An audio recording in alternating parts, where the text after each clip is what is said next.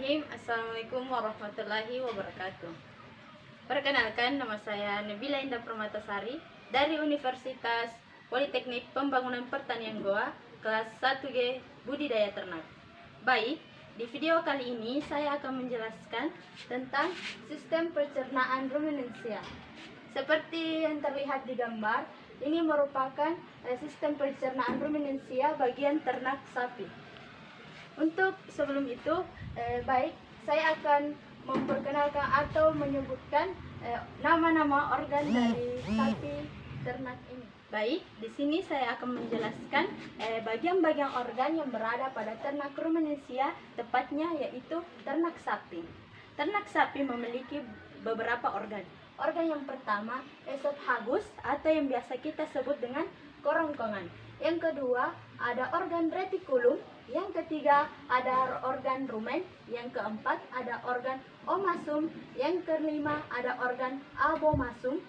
Yang keenam, ada liver atau yang biasa kita sebut dengan hati. Yang organ ketujuh, ada pankreas, ada gallbladder. Yang kesembilan, ada small intestine atau yang biasa kita sebut dengan usus besar. Yang ke-10 ada cecum. Yang ke-11 ada large intestine atau yang biasa kita sebut dengan usus halus, dan yang terakhir yaitu rektum. Baik, di sini saya akan menjelaskan organ-organ itu kembali beserta dengan fungsi-fungsinya. Baik, yang pertama yaitu kerongkongan. Seperti yang ada di gambar di atas ini merupakan kerongkongan yang bergambar berwarna kuning. Jadi, kerongkongan itu berfungsi sebagai jalur penghubung antara rongga mulut ke lambung.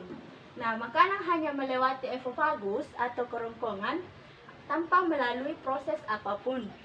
Hal itu karena kerongkongan ruminansia umumnya sangat pendek, sekitar 5 cm, tetapi mampu melebar dan menyesuaikan dengan ukuran makanan itu sendiri.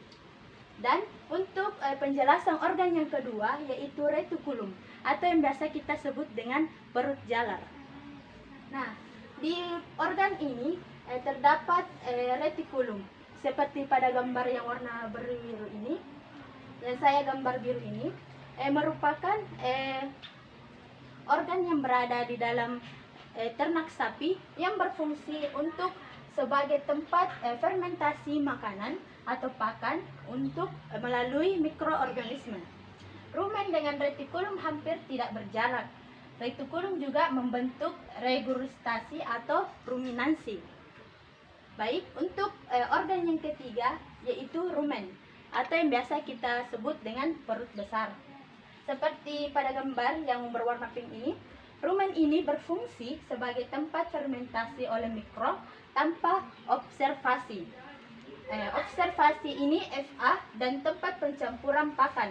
Rumen juga disebut sebagai perut besar karena merupakan bagian lambung terbesar di dalam sistem pencernaan ternak. Dan untuk sistem atau organ yang keempat yaitu omasum. Seperti pada gambar yang orange ini, omasum berfungsi sebagai penyerap air, asam lemak tertentu, dan natrium. Makanan memasuki omasum secara bertahap sehingga penyerapan sari makanan juga bertahap pada omasum ini.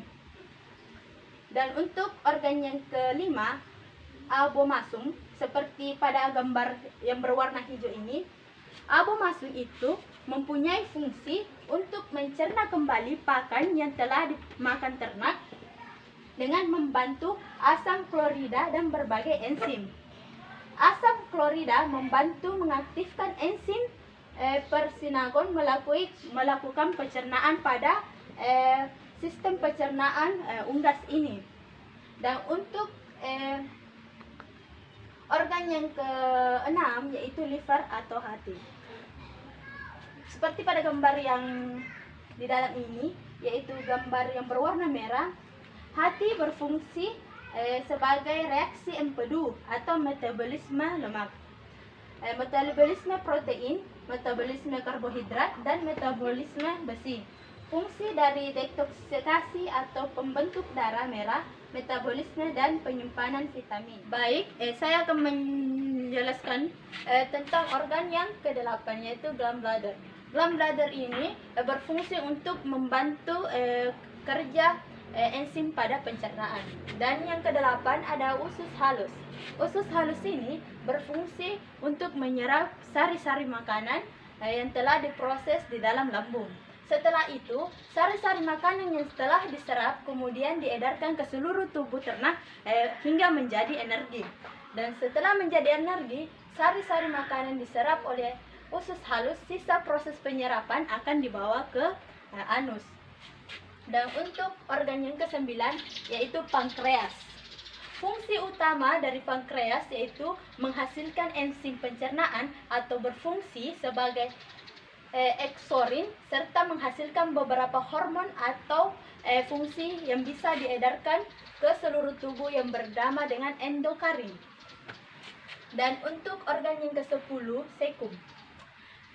Sekum berfungsi sebagai penyerap cairan dan garam yang masih tersisa setelah selesai pencernaan usus dan penyerapan untuk mencampur isinya dengan zat pelumar atau lendir pada organ sekum ini.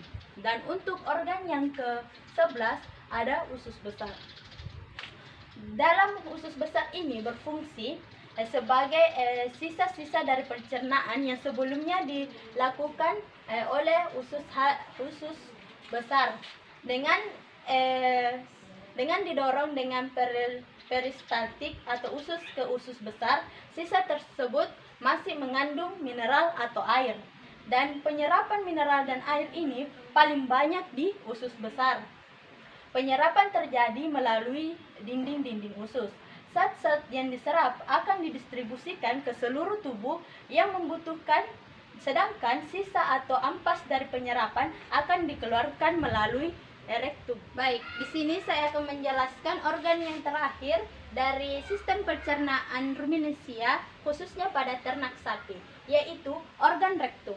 Organ rektum adalah organ terakhir dari usus besar pada beberapa jenis ruminansia yang berakhir di anus. Organ ini berfungsi sebagai tempat penyimpanan sementara bagi fases.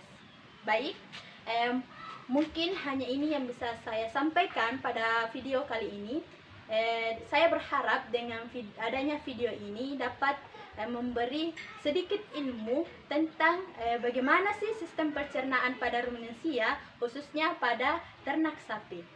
Baik, saya Nabila Indah Permatasari mohon mengundurkan diri. Wassalamualaikum warahmatullahi wabarakatuh.